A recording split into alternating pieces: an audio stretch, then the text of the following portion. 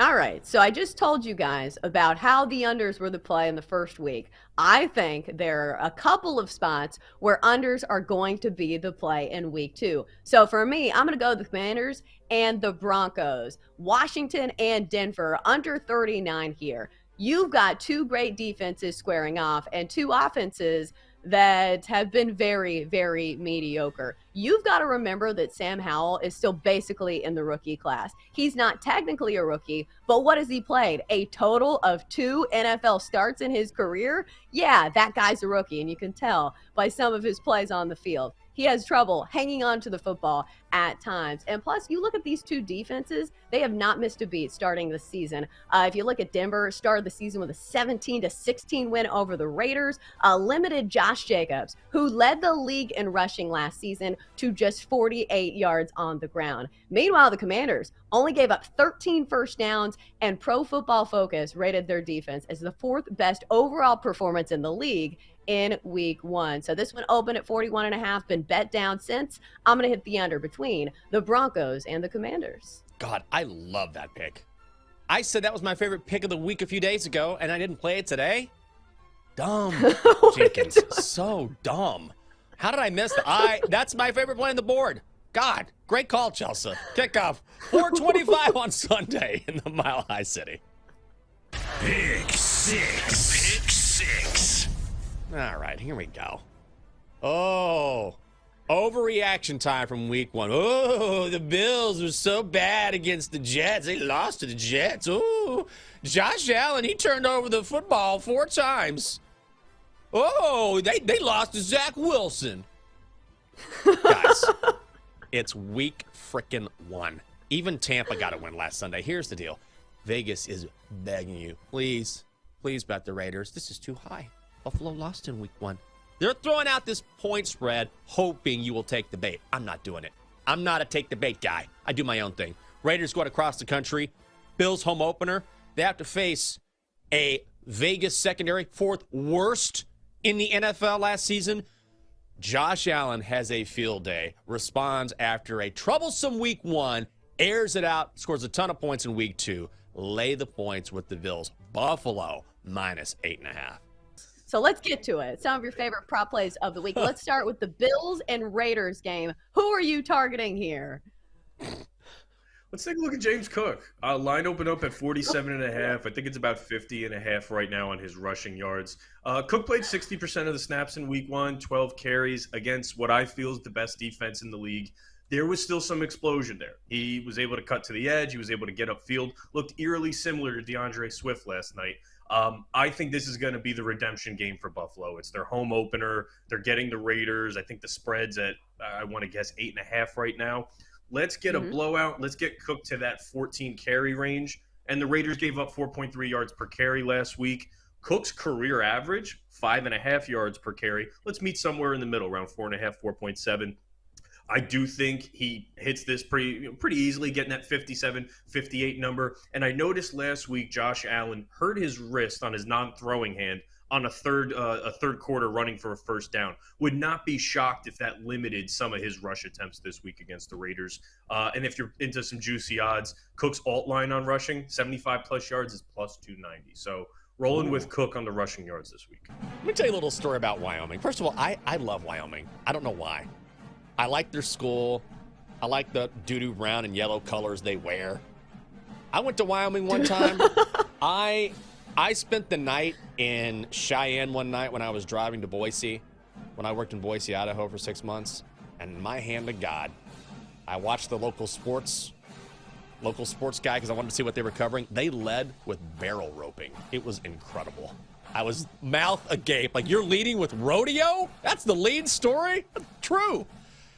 I think this is a letdown spot for Texas. Now, money has come in on the Longhorns because they were so dominant against Alabama, and let me tell you, that win has been everything I wanted it to be. It has been awesome.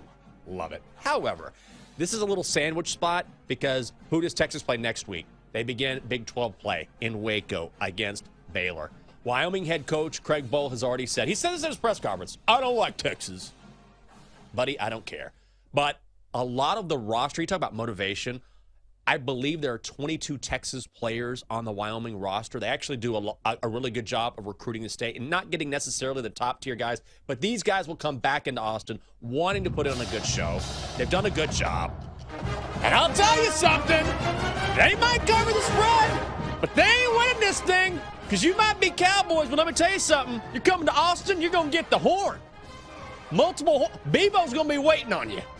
Another win for number 4 Texas, while Wyoming covers the spread in Austin. I like how you straddled both sides there. I did. No more Texas fights on. We've heard it enough here on the show. You were about to yell something, weren't you?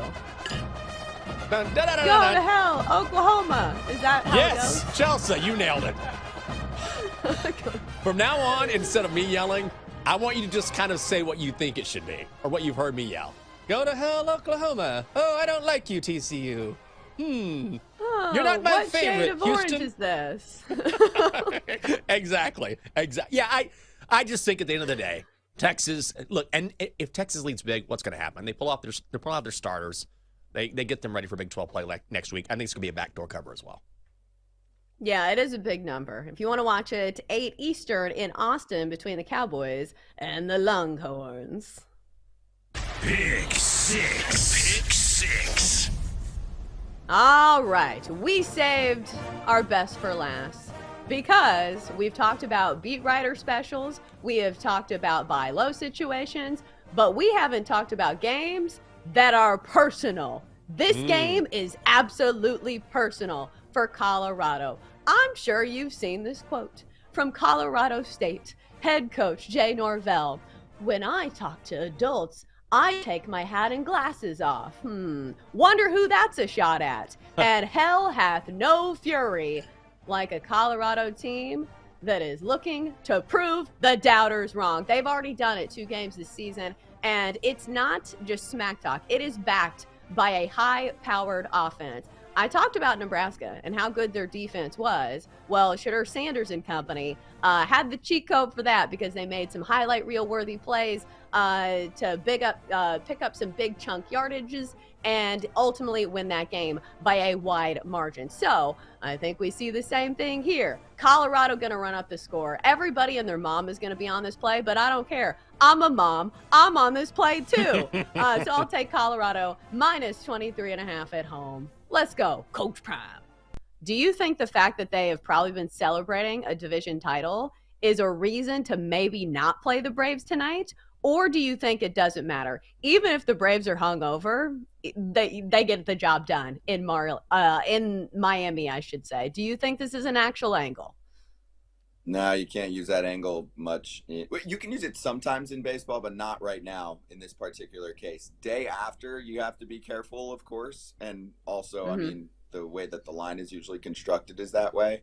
But that's not the case now. And it's right below me. I love that as I'm talking, right? It's at minus 200 with Bryce Elder on the mound. Now, here's the thing. I actually do like Miami in this particular play, right? Like, it has more to do with the matchup, though, and really nothing to do with the partying. I mean, Johnny Cueto has not pitched very well this year for the ball club, but I do think he's capable of a surprising pick-me-up start every once in a while for a Marlins team that needs dubs. They need the wins more than Atlanta does. And not that Atlanta's going to, like, back down, but I do think a club coming into their house on a Friday, I could see an upset in a case like this. So I think Miami can be a decent matchup against Atlanta. Obviously, Atlanta's a significantly better team than them and almost anyone else, but I don't think they're going to sweep through the Marlins. But on the partying side of things, maybe 1 or 2 dudes like had a night in Miami. But also, wait, keep this in mind, Chelsea. It was 2 nights ago.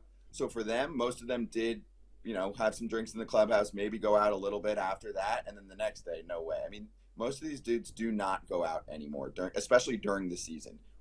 Nothing. It's hotel room and chill. Like, it really is like that. I can confirm that, obviously not from all, but like on a 26-man roster or 28-man roster right now, I mean, probably 26 of them did not go out last night, if not more. So we can't go that way anymore. Why am I so disappointed to hear that? That really makes me sad. Baseball went from a 10 on the partying scale, like not too long ago, to a 1 I mean, Oh. it is a video Lame. game culture. Yeah, when we have the former players on, the stories are epic. The current players obviously aren't going to go too deep into that, but those are the off the record combos before they come on, or like when we're at the ballpark with them and they're like, "Yeah, dude, I'm not doing crap during the season," and even in the off season, it's different. It's changed. I like way behind in my mind now the other sports like football players, basketball players, Wow. like go down the line. Like I think baseball partied harder than all of them, and now they party less than all of them.